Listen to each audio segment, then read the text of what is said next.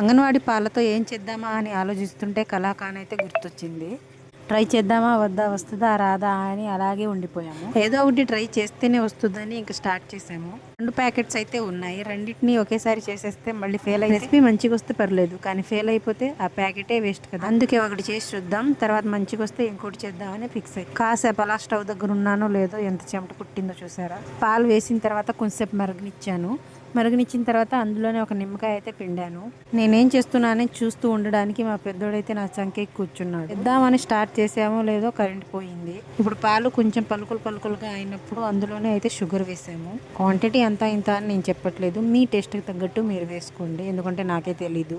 చేతికి వచ్చినంత వరకు వేసేస్తాను. కరెంట్ ఉంటేనే తట్టుకోలేము, ఇంకా కరెంట్ లేకపోతే పరిస్థితి అంతా ఇంత కాదు. సో ఫస్ట్ నుంచి లాస్ట్ వరకు కలుపుతూనే ఉండాలి. కలపకపోతే కింద మాడిపోయిద్దని కలుపుతూనే ఉన్నాము. నొప్పి వస్తుందని కొంచెంసేపు మా అమ్మ, కొంచెంసేపు నేనైతే తిప్పుతూనే ఉన్నాము. టెక్స్చర్ ఇలా వచ్చినప్పుడు ఇందులోనే ఇప్పుడు నెయ్యి వేసుకోవాలి. నాకు నెయ్యి అంటే అంతగా ఇష్టం ఉండదు, కానీ తినేటప్పుడు నెయ్యి ఫ్లేవర్ అంతగా తగలకపోతే తింటాను. ఏదో ఒకటి చేస్తూనే ఉందామని అనుకుంటా, కానీ నేనే చేసిన వంట నేను తినాలంటే నాకు అంతగా తినాలనిపించదు.